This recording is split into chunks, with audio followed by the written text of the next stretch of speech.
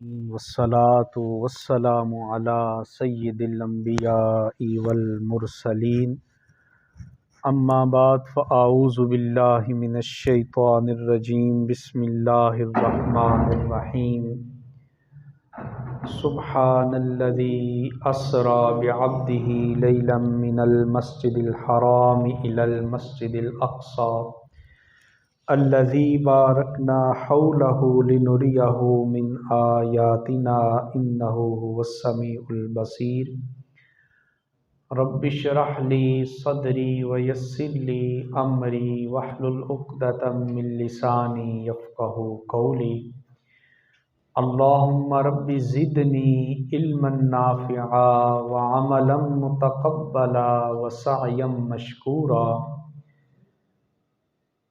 مولاي صل وسلم دائما ابدا ابدا ابدا على حبيبك خير الخلق كلهم یا رب بالمصطفى بلغ مقاصدنا واغفر لنا ما مضى یا واسع الکرم وقال الله تعالى وتبارك في شأن حبيبه مخبرا وعامرا ان اللہ وملائکتہ یصلون علی النبی یا ایہا الذین آمنوا صلوا علیہ وسلموا تسلیما الصلاۃ والسلام علیک یا سیدی یا رسول اللہ وعلی آلک واصحابک یا سیدی یا حبیب اللہ الصلاۃ والسلام علیک یا سیدی یا خاتم النبیین وعلی آلک واصحابک یا سیدی یا شفیع المذنبین۔ ماہ رجب شریف کا مہینہ شروع ہے، بلکہ اختتام کی طرف جا رہا ہے۔ اس مہینے میں اللہ رب العزت نے میرے اور آپ کے کریم آقا صلی اللہ علیہ وآلہ وسلم کو عظیم الشان معجزہ معراج عطا فرمایا۔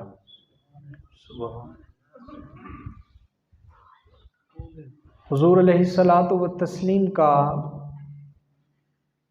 یہ جو سفر معراج ہے، یہ حضور کی شانوں میں سے ایک بہت بڑی شان ہے۔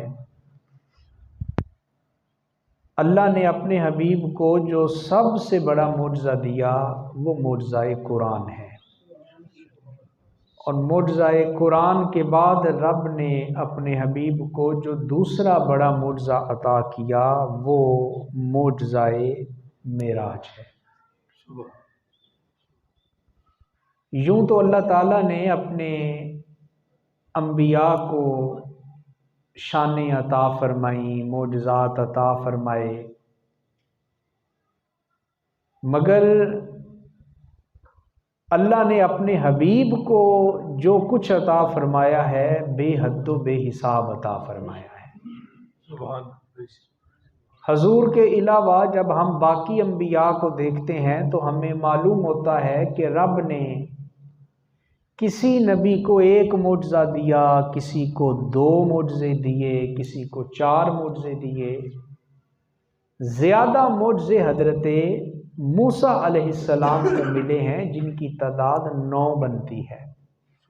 9 سے زیادہ معجزے اور کسی پیغمبر کو عطا نہیں کیے گئے، مگر میرے اور آپ کے عظیم آقا کی شان یہ ہے کہ جب رب نے اپنے حبیب کو اس دنیا میں بھیجا تو فرمایا قد جاءکم برہان من ربکم، اے حبیب ہم نے آپ کو 2 4 5 7 نہیں، ہم نے آپ کو سر کے بالوں سے لے کر پاؤں کے تلووں تک سراپائے معجزہ بنا کے بھیجا۔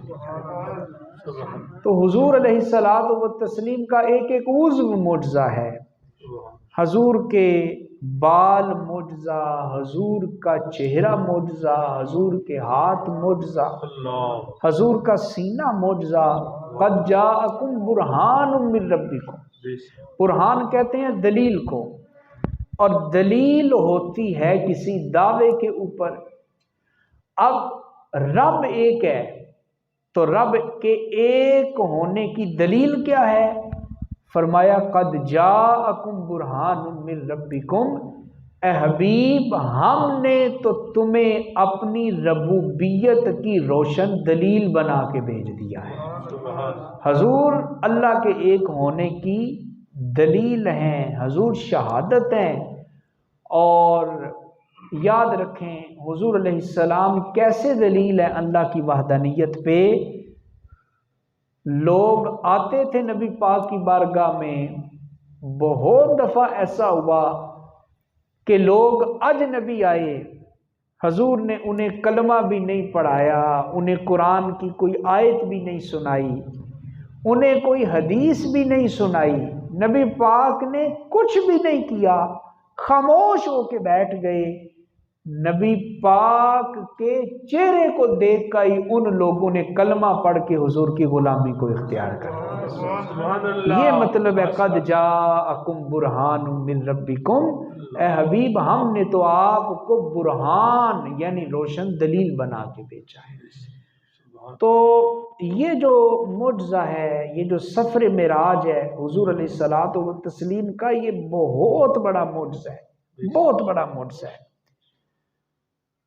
اور دنیا کا اصول یہ ہے حضرات کہ جب دو بندے کسی سفر کے لیے روانہ ہوں تو سفر مکمل ہونے کے بعد جب وہ واپس آتے ہیں تو وہ ان میں سے جو چھوٹے مرتبے والا ہوتا ہے نا، وہ اس سفر کے حالات کو بیان کرتا ہے۔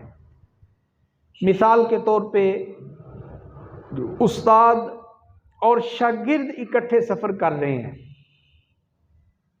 تو جب سفر مکمل ہوگا واپس پہنچیں گے تو استاد نہیں، یہ ادب کا تقاضا ہے، اصول ہے، استاد نہیں بلکہ شاگرد بتائے گا کہ ہم اتنے بجے چلے، اتنے بجے وہاں پہنچے، یہ چیز دیکھی، وہ چیز دیکھی، یہ چیز کھائی پی، اتنے بجے واپس آ گئے۔ یہ دنیا کا اصول ہے، چھوٹے مرتبے والا بیان کرتا ہے۔ پیر اپنے مرید کے ساتھ کسی سفر پہ نکلے، سفر مکمل ہو تو پیر نہیں، مرید اس سفر کے حالات کو بیان کرے گا۔ اسی طرح استاد اور شاگرد کی مثال دی، باپ اور بیٹے کی مثال لے لیں، بیٹا بیان کرے گا اس پورے سفر کی داستان کو، اس سفر نامے کو۔ مگر حضور کا یہ سفر معراج کتنا عالی شان سفر ہے اور یہ کتنا عظیم معجزہ ہے کہ 15ویں سپارے کی پہلی آیت کہہ رہی ہے سبحان الذی اسری بعبدہ لیلا من المسجد الحرام۔ لوگو تم دنیا والوں کا یہ اصول ہے کہ چھوٹے مرتبے والا بڑے مرتبے والے کے سفر کا واقعہ بیان کرتا ہے، مگر یہاں قانون بدل گئے، اصول بدل گئے، اس لیے کہ بات جو ذات مصطفیٰ صلی اللہ علیہ وسلم کی ہونے والی تھی، فرمایا دنیا میں اصول یہ ہے کہ چھوٹے مرتبے والا بڑے مرتبے والے کا سفر بیان کرتا ہے، مگر یہاں سفر تو بندہ کر رہا ہے اور اس سفر کا بیان کوئی صحابی یا تابعی نہیں، کائنات کا رب خود قرآن میں بیان فرما رہا ہے۔ سبحان الذی اسری بعبدہ، لوگوں پاک ہے وہ ذات جو اپنے بندہ خاص کو لے گئی رات کے تھوڑے سے حصے۔ یہ انفرادیت ہے نبی پاک صلی اللہ علیہ وسلم کے سفر معراج کی۔ اچھا، یہ حضور کا سفر معراج یہ کیا ہے؟ تو یاد رکھیں، 4 چیزوں کو یاد رکھ لیں اپنے ذہن میں، 4 چیزیں ذہن نشین رہنی چاہیے۔ جب کوئی پوچھے کہ اس سفر معراج کی تعریف کر دیں، 2 لفظوں میں سمجھا دیں کہ یہ کیا سفر ہے، تو اس کا جواب یہ ہے کہ اللہ تعالیٰ نے جبریل امین کو بھیجا، اور جبریل نبی پاک کو لے کر گئے بیداری کی حالت میں، جسم کے ساتھ مختلف شہروں مختلف ملکوں سے ہوتے ہوئے ساتوں آسمانوں کی سیر، اور پھر سدرۃ المنتہا پہ پہنچے، اور پھر سدرۃ المنتہا سے آگے لام مکان کے مقام پہ پہنچے۔ یہ حضور کا سفر معراج ہے۔ 4 چیزیں ذہن میں رکھیں گے تو عقیدہ بھی پختہ ہوگا اور حضور کا یہ سفر معراج سمجھ میں بھی آئے گا۔ 4 چیزیں۔ پہلی چیز حضرات محترم یہ ہے کہ حضور کو یہ جو سفر معراج ہوا ہے یہ خواب کا واقعہ نہیں ہے، یہ نیند کا واقعہ نہیں ہے، بیداری کی حالت میں رب نے اپنے حبیب کو یہ عالی شان معجزہ عطا فرمایا ہے۔ اگر یہ خواب کا واقعہ ہوتا، نیند کا واقعہ ہوتا تو کیا ضرورت تھی مکہ کے کافروں کو انکار کرنے کی؟ ہم اپنی زندگی میں بڑی عجیب و غریب خوابیں دیکھتے ہیں، بیان کرتے ہیں، دوسروں سے سنتے ہیں، کوئی اعتراض نہیں کرتا کہ تو نے یہ خواب کیوں دیکھی؟ بھائی خواب خواب ہے، خواب کے اوپر بندے کا کنٹرول نہیں، بندے کا قابو نہیں۔ خواب کے اندر آپ جو مرضی دیکھ لیں، کسی کو کوئی آبجیکشن نہیں، کسی کو کوئی سوال نہیں، کسی کو کوئی اعتراض نہیں ہے۔ تو اگر یہ معراج کا سفر خواب میں ہوتا تو ابو جہل اینڈ کمپنی کو اعتراض کرنے کی ضرورت ہی نہیں تھی۔ ابو جہل گھر گھر جا کے اسی لیے بتا رہا تھا، وہ بھی جانتا تھا کہ مسلمانوں کے پیغمبر کو یہ جو شان ملی ہے یہ خواب کی حالت میں یا سوتے ہوئے نہیں ملی، رب نے حالت بیداری میں سفر معراج عطا فرما دیا۔ پہلا نقطہ آپ نے ذہن نشین رکھنا ہے، بیداری کی حالت میں جاگتے ہوئے۔ اور دوسرا اہم نقطہ سفر معراج کے حوالے سے آپ نے یہ یاد رکھنا ہے کہ اللہ تعالیٰ نے حضور کے جسم کو معراج کروائی ہے، جسم کو۔ بعض کہتے ہیں جی یہ جو سفر معراج تھا اس کا تعلق صرف روحانیت کے ساتھ تھا، روح کو معراج ہوئی ہے، جسم کو نہیں ہوئی۔ وہ کہتے ہیں جی یہ جسمانی معراج نہیں تھی، یہ روحانی معراج تھی۔ مطلب اس کا کیا نکلتا ہے کہ حضور تو اپنے بستر پہ تھے، حضور کا وجود، حضور کا جسم تو اپنی جگہ پہ تھا، حضور کی روح کو رب نے پرواز عطا کی، حضور کی روحانیت کو رب نے عروج عطا کیا۔ ہم کہتے ہیں یہ عقیدہ بھی درست نہیں ہے، اس لیے کہ اس آیت میں اللہ تعالیٰ نے فرمایا سبحان الذی اسری بعبدہ، اپنے بندہ خاص کو۔ تو عبد کا مطلب یہ ہے کہ عبد اس کو کہتے ہیں جس میں جسم بھی ہوتا ہے اور اس میں روح بھی ہوتی ہے، اور جس سے جسم اور روح کا تعلق جب منقطع ہو جائے تو وہ عبد نہیں رہتا، وہ میت ہو جاتی ہے، وہ مردہ ہو جاتا ہے۔ تو رب تعالیٰ نے یہاں عبد کا ذکر کیا، اس میں جسم بھی آتا ہے، اس میں روح بھی آتی ہے، اس میں جسمانیت بھی آتی ہے، اس میں روحانیت بھی آتی ہے۔ تو دوسرا نقطہ آپ نے سفر معراج کے حوالہ سے یہ یاد رکھنا ہے کہ رب نے اپنے حبیب کی صرف روح کو معراج عطا نہیں کی، رب نے روح کے ساتھ ساتھ نبی پاک کے جسم کو بھی معراج عطا فرمایا۔ یہ جسمانی معراج بھی تھی اور روحانی معراج بھی تھی۔ کیا میں نے کہا کہ یہ جسمانی معراج؟ بولیں ذرا کون سی معراج؟ جسمانی معراج بھی ہے، روحانی معراج بھی ہے۔ صرف روحانی معراج کا ہم اسے نہیں تسلیم کرتے، روح کو بھی معراج ہوئی ہے، مگر اصل اعزاز اس وقت ملتا ہے کہ روح کے ساتھ ساتھ رب نبی پاک کے جسم کو بھی یہ شان عطا فرمایا۔ اور تیسری بات وہ حضرات محترم یہ ہے کہ حضور علیہ الصلوۃ والتسلیم صرف مسجد اقصی تک نہیں رہے ہیں، اس سے آگے بھی گئے ہیں، ساتوں آسمانوں پہ گئے ہیں، سدرۃ المنتہا پہ گئے ہیں، بعض نے کہا جی ہم مانتے تو ہیں لیکن صرف مسجد اقصی تک مانتے ہیں، چونکہ قرآن پاک میں جہاں اللہ نے اس کا ذکر کیا وہاں من المسجد الحرام الی المسجد الاقصی، مسجد حرام سے شروع ہوئی مسجد اقصی پہ ختم ہو گئی، بس معاملہ ختم۔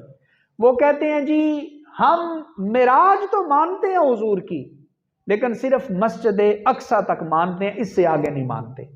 ہم کہتے ہیں کہ اس آیت میں اگرچہ مسجد حرام کا ذکر ہے مگر 27واں سپارہ پڑھ لو، سورہ نجم پڑھو تفصیل کے ساتھ، اس میں آگے کا بھی ذکر ہے، اور پھر بخاری مسلم اور دیگر کتب احادیث سے صحیح احادیث تمہارے سامنے ہم پیش کر سکتے ہیں جس سے ثابت ہوتا ہے کہ رب نے معراج کی رات اپنے حبیب کو صرف مسجد اقصی ہی کی سیر نہیں کروائی ہے بلکہ پہلے آسمان سے لے کے 7 آسمانوں کی بھی سیر کروائی ہے، جنت کو بھی دکھایا ہے، دوزخ کا مشاہدہ بھی کروایا ہے، حتیٰ کہ رب نے سدرۃ المنتہا سے بھی آگے اپنے رب کو، اپنے حبیب کو عروج عطا فرما دیا۔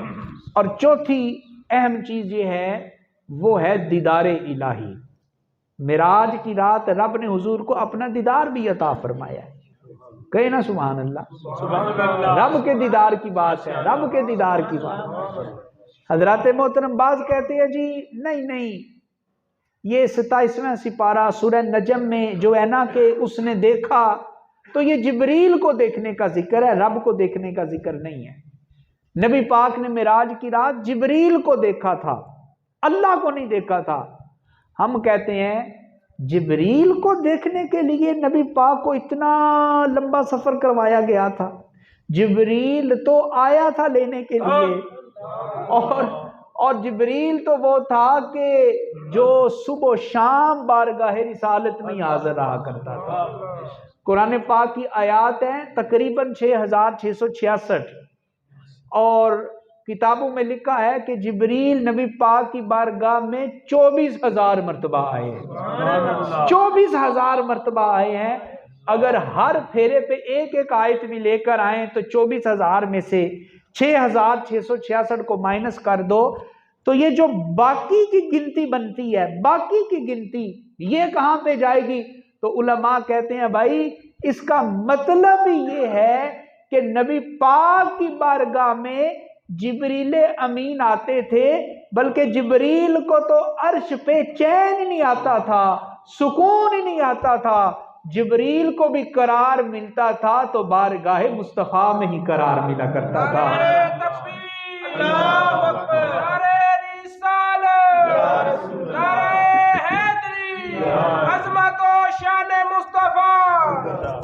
بلکہ صوفیاء پتہ ہے کیا کہتے ہیں؟ وہ کہتے ہیں کہ جبریل امین تو رہا ہی نبی پاک کی بارگاہ میں کرتے تھے، اتنا ان کے دل میں اور ان میں اتنی وہ چاہت تھی نبی پاک صلی اللہ علیہ وسلم کی۔ تو معراج کی رات یہ کہنا کہ جبریل امین کو دیکھا تھا نبی پاک نے، اس سے حضور کی شان جو ہے وہ بلند نہیں ہوگی۔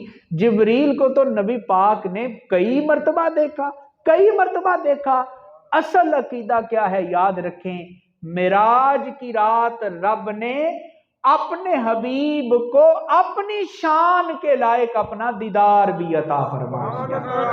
ویسے رب کا چہرہ نہیں، رب کا وجود نہیں، مگر جیسے اس کی شان کے لائق ہے، جیسے اس کی شان کے لائق ہے۔ اور حضور نے صرف دل کی آنکھوں سے نہیں، نبی پاک نے معراج کی رات سر کی آنکھوں سے رب کا دیدار کیا، سر کی آنکھوں سے دیدار کیا ہے رب کا۔ یہ 4 چیزیں حضرات محترم آپ نے یاد رکھنی ہے تو پورا سفر معراج آپ کی سمجھ میں آ جائے گا۔ میں دہرا دیتا ہوں، نمبر 1، حضور کو معراج ہوئی ہے خواب کی حالت میں یا جاگتے ہوئے؟ جاگتے ہوئے، بیداری کی حالت میں۔ دوسرا نقطہ میں نے کیا عرض کیا تھا کہ حضور علیہ السلام کی صرف روح کو معراج ہوئی ہے یا جسم کو بھی معراج ہوئی ہے؟ جسم کے ساتھ، جسم کے ساتھ حضور تشریف لے گئے ہیں۔ اور تیسری بات کیا، صرف مسجد اقصی تک نہیں، مسجد اقصی سے آگے سدرۃ المنتہا، اور پھر اس سے آگے رب نے جہاں تک چاہا اپنے حبیب کو زیارت کروائی، اور چوتھے نمبر پہ رب نے اپنی شان کے مطابق اپنا دیدار بھی حضور کو عطا فرمایا ہے۔ حضرات محترم، یہ جو سفر معراج ہے یہ پورے کا پورا تو ایک نشست میں یہ بیان نہیں ہو سکتا ہے، اس کے اندر جو جزیات ہیں، جو چھوٹے چھوٹے واقعات ہیں، وہ بندے کے ایمان کو تازہ کرنے والے ہیں، اور بندے کے انگ انگ میں وہ چیزیں داخل ہونے والی ہیں۔ مثال کے طور پہ جبریل امین کو حکم دیا نا رب تعالیٰ نے کہ اے جبریل فرشتوں سے کہہ دو کہ جنت کو سجا دیا جائے، کمکمے لگا دیے جائیں، روشنیاں کر دی جائیں، اور فرشتوں کو بولو کہ لائنیں بنا کے کھڑے ہو جائیں، کتاریں بنا کے کھڑے ہو جائیں۔ عرض کی باری تعالیٰ کیوں، کیا خاص بات ہونے والی ہے؟ کہیں قیامت تو نہیں آنے والی ہے؟ رب نے کہا اے جبریل قیامت نہیں آنے والی ہے، میرے حبیب کی سواری آنے والی ہے۔ آج کی رات میں اپنے حبیب کو اپنے پاس بلانے والا ہوں، جنت کو سجا دیا جائے، فرشتوں کو تیار کر دیا جائے تاکہ وہ میرے حبیب کا استقبال کرنے کے لیے کھڑے ہو۔ اور وہ جو سواری تھی، وہ جو براق تھا جس کو لے کر آئے تھے جبریل امین، اس کا بھی ایک بڑا لطف ہے۔ جبریل امین گئے نا جنتی سواریوں میں سے کسی سواری کو منتخب کرنے کے لیے، آج جس سواری کے اوپر حضور سفر کریں گے تو بڑی اعلیٰ عالی شان طاقتور سواریاں وہ جنت میں موجود ہیں۔ دیکھا تو ایک کونے میں ایک براق کھڑا ہے، آنکھوں سے آنسو نکل رہے ہیں۔ جبریل امین نے پوچھا کیوں روتا ہے؟ تو کہنے لگا اس لیے روتا ہوں کہ آج رات پتہ نہیں کس کے مقدر کا ستارہ چمکتا ہے اور کس کے اوپر نبی پاک تشریف رکھیں گے۔ میں سوچ رہا ہوں کہ پتہ نہیں میرا نام اس میں آتا ہے کہ نہیں آتا ہے۔ رب نے حکم دے دیا اے جبریل یہ سواری میرے حبیب کی یاد میں رو رہی ہے، میرا حکم یہ ہے کہ اسی سواری کا انتخاب کر لیا جائے، اسی کو منتخب کر لیا جائے۔ اب جبریل امین براق کو لے کر آئے بارگاہ رسالت میں، حضور علیہ الصلوۃ والتسلیم آرام کر رہے ہیں، حضور سو رہے ہیں۔ کتابوں میں اور جو صوفی مزاج لوگ ہیں انہوں نے کیا کمال کے نکتے بیان کیے۔ انہوں نے کہا جبریل امین آئے نا تو نبی پاک سو رہے ہیں، اب جبریل امین حضور کو جگائیں تو کیسے جگائیں؟ عرض کی اے باری تعالیٰ، اے باری تعالیٰ اگر تیرا حکم ہو تو میں حضور کو ہلا کے جگا لوں، بازو سے حرکت دے کے جگا لوں؟ تو رب تعالیٰ نے کہا اے جبریل یہ کوئی عام بارگاہ میں نہیں کھڑا، تو میرے حبیب کی بارگاہ میں کھڑا ہے، میں تو یہاں آواز بھی اونچا کرنے کی اجازت نہیں دیتا، کسی کی اس بارگاہ میں آواز اونچی ہو جائے تو اس کے زندگی بھر کے اعمال اکارت کر دیے جاتے ہیں، اور تو کہتا ہے بازو ہلا کے جگا لوں؟ اے باری تعالیٰ پھر کیسے جگاؤں؟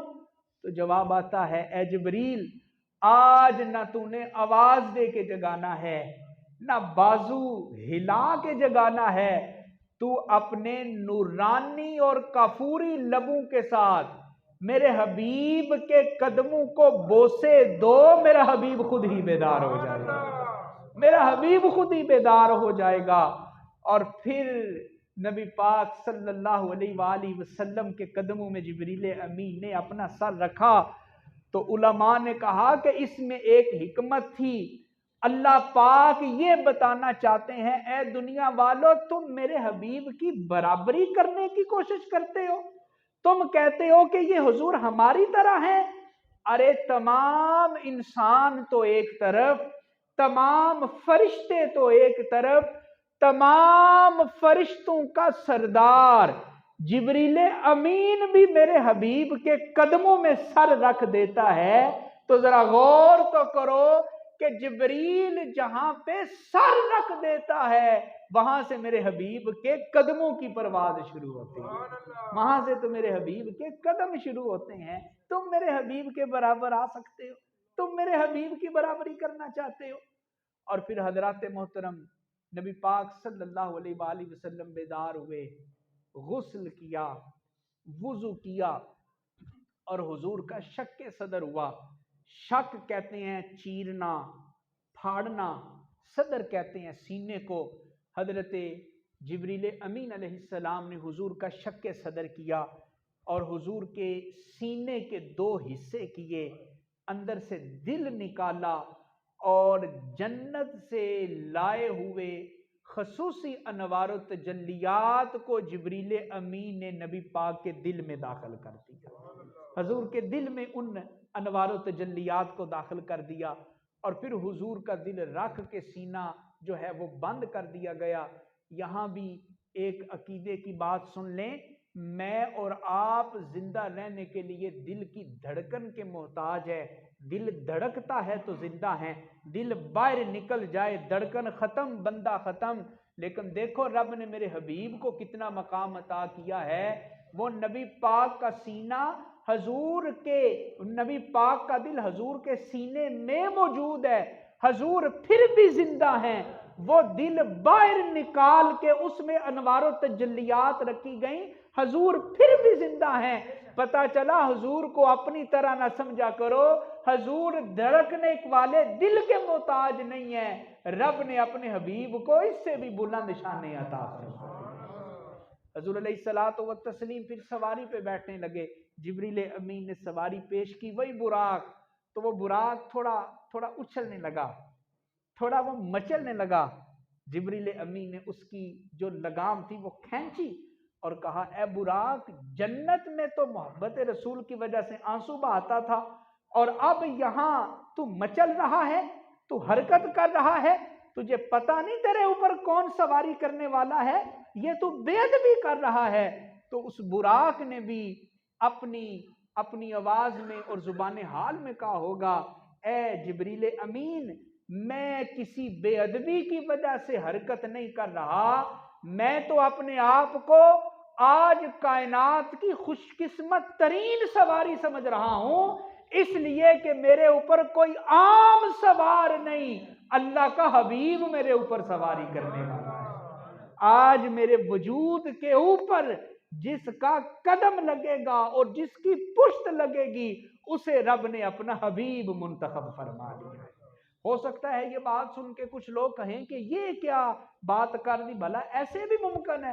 میں کہتا ہوں جانور تو پھر جانور ہے، اس میں تو پھر حیات ہوتی ہے، زندگی ہوتی ہے، شعور ہوتا ہے۔ آؤ میں تمہیں بخاری مسلم کی وہ حدیث نہ بتا دوں کہ نبی پاک ایک دفعہ احد پہاڑ کے اوپر تشریف لے گئے، نبی پاک کے قدم جب احد پہاڑ کے اوپر لگے ہیں تو پہاڑ نے بھی جھومنا شروع کر دیا ہے، پہاڑ نے بھی جھومنا شروع کر دیا۔ اب مجھے بتاؤ نا، پہاڑ میں تو زندگی بھی نہیں ہے، پہاڑ تو اس طرح دیکھتا بھی نہیں ہے، پہاڑ تو اس طرح چلتا بھی نہیں ہے، جانور میں تو پھر بھی زندگی ہے۔ لیکن دیکھو نبی پاک کی محبت کتنی کامل محبت ہے، رب نے جانوروں کے دلوں میں بھی یہ محبت داخل فرما دی ہے، اور رب نے احد پہاڑ کے اندر بھی یہ محبت داخل فرما دی ہے۔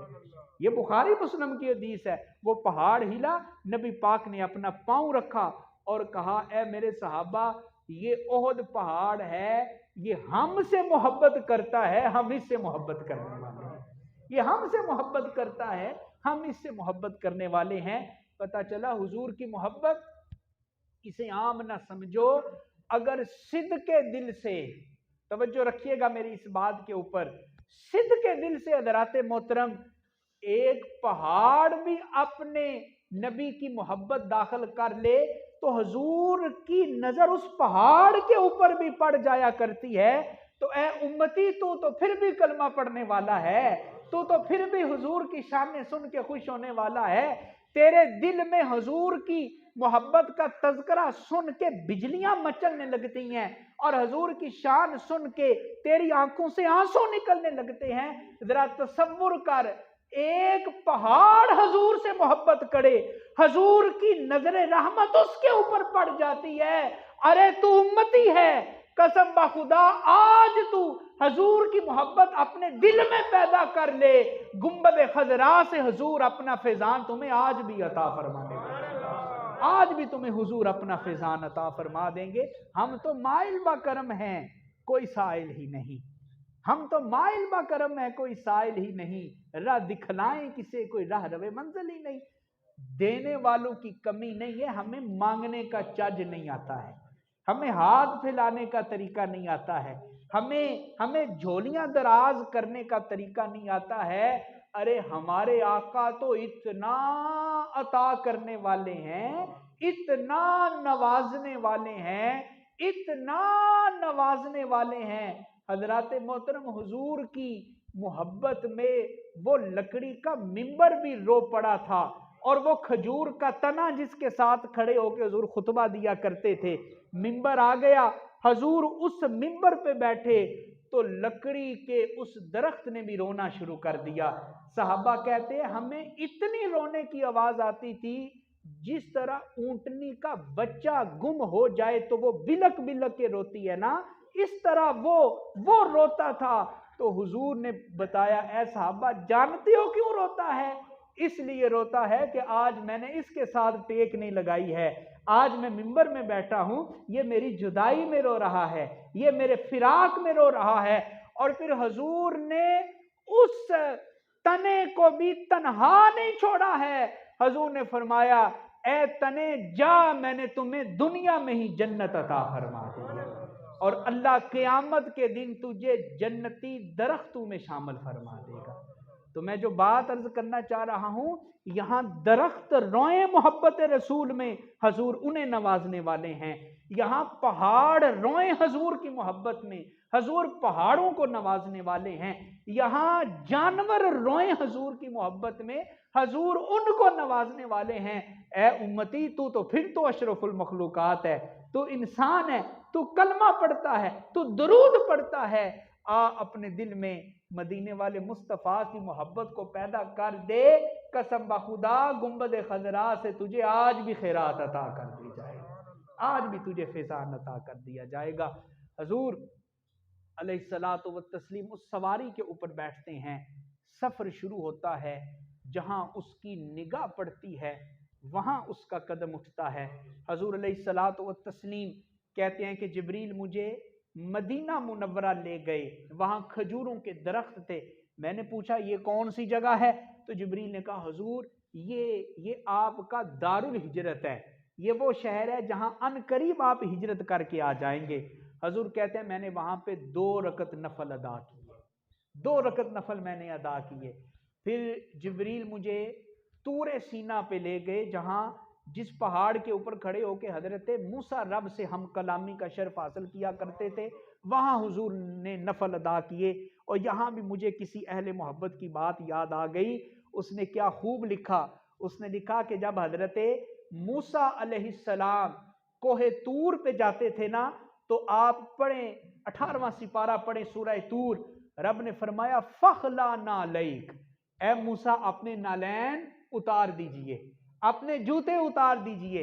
انکا بالوادی المقدس طویٰ, اس لیے کہ یہ جو وادی ہے یہ بڑی مقدس وادی ہے, یہ بڑی برکت والی وادی ہے, اور اس کا تقاضا یہ ہے کہ آپ جوتے اتار دیں, اپنے نالین اتار دیں, ننگے پیر اس وادی میں داخل ہوں, تاکہ کوہ طور اور وادی سینا کی برکتیں اے موسیٰ آپ کو مل جائیں. میں اپنی زندگی قربان دوں اس شخص کے اوپر جس نے یہ کمال کی بات کہی, آپ بھی ذرا سنیے گا. اس نے کہا رب نے حضرت موسیٰ کو حکم دیا جوتے اتار دیں تاکہ وادی سینا کی برکت اے موسیٰ آپ کو مل جائے. اور معراج کی رات رب نے کہا اے حبیب آپ اس وادی سینا میں نفل پڑھ دیں, تاکہ جب آپ کی پیشانی اس کے اوپر لگے تو یہ وادی آپ کی پیشانی سے برکت حاصل کر لے, یہ وادی آپ کے وجود سے برکت حاصل کر لے. مقام موسیٰ اور ہے اور مقام مصطفیٰ اور ہے, ان کا جانا اور ہے اور ان کا لے جانا اور ہے. حضرات محترم اپنا جانا اور ہوتا ہے اور کسی کا لے جانا اور ہوتا ہے. اور پھر حضرت موسیٰ کی اس وادی سینا میں حضور نے نفل ادا کیے. اور پھر حضرت عیسیٰ کی جو جائے پیدائش تھی, پلیس آف برتھ, جہاں پہ آپ پیدا ہوئے تھے, بیت اللہ, حضور فرماتے ہیں کہ میں نے وہاں پہ نفل ادا کیے، اور پھر حضور فرماتے ہیں کہ میں سیر کرتا کرتا میں حضرت موسیٰ علیہ السلام کی قبر کے پاس سے گزرا۔ آج وہ جو کہتے ہیں نا مزارات پہ نہیں جانا چاہیے، نبیوں کے مزارات پہ، ولیوں کے مزارات پہ نہیں جانا چاہیے، ارے یہ تو اتنا پختہ عقیدہ ہے، رب نے معراج کی رات نبی پاک کو بھی حضرت موسیٰ کے مزار کے ساتھ سے گزار دیا ہے، مزار کے پاس سے گزار کے یہ عقیدہ دے دیا ہے کہ جو اللہ والے ہوتے ہیں ان کی قبروں کے پاس جائیں تو بندہ خالی ہاتھ نہیں رہتا، اللہ وہاں اپنی خیرات عطا فرما دیا کرتا ہے۔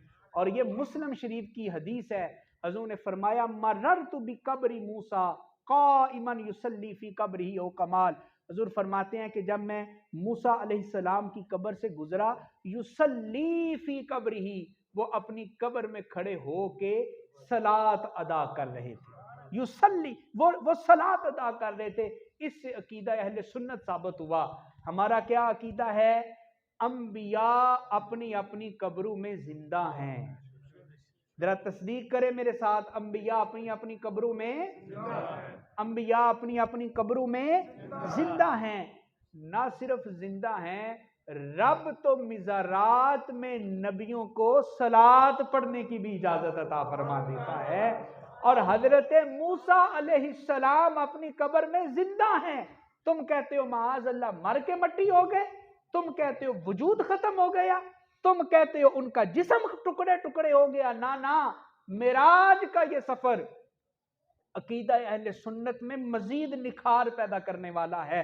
اور حضرت موسیٰ علیہ السلام کی یہ جو روایت ہے یہ صحیح مسلم کی مستند حدیث پاک ہے، نبی پاک کہتے ہیں میں گزرا تو وہ صلاۃ پڑھ رہے تھے۔ حضرات محترم حضرت موسیٰ بڑی شان والے نبی ہیں، پتہ چلا وہ بھی اپنی قبر میں زندہ ہیں، نہ صرف زندہ ہیں وہاں عبادت بھی کرنے والے ہیں۔ تو جب حضرت موسیٰ اپنی قبر میں زندہ ہیں تو جو حضرت موسیٰ کے بھی نبی بن کے آئے اور جو کل نبیوں کے بھی امام بن کے آئے، تو سوچو پھر رب نے امام الانبیاء کو گنبد خضراء میں کتنی اعلیٰ شان عطا فرمائی ہوگی۔ بھائی حضرت موسیٰ قبر میں زندہ اور نماز بھی پڑھ رہے ہیں، تو پتہ چلا مدینے والے مصطفیٰ بھی اپنی قبر میں زندہ ہیں، وہ بھی عبادت کر رہے ہیں، بلکہ جو غلام حضور کے اوپر درود بھیجتا ہے حضور اس درود کو اپنے کانوں سے سننے والے ہیں اور اس کا جواب عطا فرمانے والے ہیں۔ حضرت موسیٰ علیہ السلام صلاۃ پڑھ رہے ہیں، یہاں محدثین نے لکھا یصلی کا لفظ ہے، صلی یصلی صلاۃ، مادہ اشتقاق ایک ہے، روٹ ایک ہے، جڑ ایک ہے، میں گرامر میں نہیں الجھاؤں گا، سادہ لفظوں میں یوں سمجھ لے، لفظ تین ہے، صلاۃ، صلاۃ، یصلی، صلاۃ، اور جہاں رب نے درود و سلام پڑھنے کا حکم دیا مسلمانوں کو، وہاں پہ کیا فرمایا؟ ان اللہ وملائکتہ، سب کو آیت آتی ہے ان اللہ وملائکتہ یصلون، یہاں بھی صلاۃ ہے وہاں بھی صلاۃ ہے، جو لفظ وہاں وہی لفظ ادھر، جو حرف ادھر وہی حرف ادھر، مادہ اشتقاق ایک ہے، روٹ ورڈ ایک ہے، جڑ ایک ہے۔ اب اہل محبت محدثین کہتے ہیں بھائی قبر میں نماز تو فرض ہے ہی نہیں ہے، نماز تو زندگی میں فرض ہے، اور پتہ چلا قبر میں یہ فرضی نماز نہیں تھی، یہ فرضی جب نماز زندگی میں فرض ہے اور آپ کو پتہ چلے کہ فلاں وقت میں آپ کا محبوب یا آپ کا شیخ اور آپ کا پیر آپ کے گھر کے سامنے سے گزرنے والا ہے اور آپ نفل کی نیت کر کے کھڑے ہو جائیں، فرض کا وقت نہ ہو، نیت نفل نماز شروع کر دیں، تو یہ آپ کی محبت کے خلاف ہے۔ آپ کا شیخ گزر رہا ہے، آپ کا امام گزر رہا ہے، آپ تو وہاں پہلے سے ہاتھ باندھے کھڑے ہوں گے کہ میرے شیخ آ رہے، میرے مرشد آ رہے، میرے بزرگ آ رہے، میں نے ویلکم کرنا ہے۔ تو محدثین کہتے ہیں اس کا مطلب یہ نہیں کہ حضرت موسیٰ قبر میں نماز پڑھ رہے تھے، بھائی صلاۃ کا مطلب درود و سلام بھی تو قرآن نے بتایا ہے نا۔ اب ترجمہ یہ ہوگا حضرت موسیٰ کو پتا چلا کہ میرے شیخ آ رہے ہیں، میرے نبی آ رہے ہیں، میرے امام آ رہے ہیں، تو حضرت موسیٰ بھی حضور کے استقبال کے لیے اپنی قبر میں کھڑے ہو گئے، ہاتھ باندھ لیے، سر جھکا لیا اور جب مصطفیٰ کریم کی سواری وہاں سے گزری، حضرت موسیٰ نے حضور کو دیکھا تو محبت سے حضور کے اوپر درود و سلام پڑھنا شروع کر دیا۔ نعرہ تکبیر، نعرہ رسالت، نعرہ حیدری، عظمت و شان مصطفیٰ۔ حضور علیہ السلام کا یہ سفر معراج، اس کا ایک طویل یہ سلسلہ ہے، طویل واقعات ہے، میں تو اختصار سے عرض کر رہا ہوں۔ ابھی ہم مسجد اقصیٰ میں بھی نہیں پہنچے ہیں، اس سے آگے کی منزلیں تو ابھی اور آگے ہیں، انشاءاللہ اگلے جمعے یہیں سے آگے شروع کریں گے۔ اللہ مجھے آپ کو حضور کی محبت سے مالا مال فرمائے، آمین۔ وآخر دعوانا ان الحمدللہ۔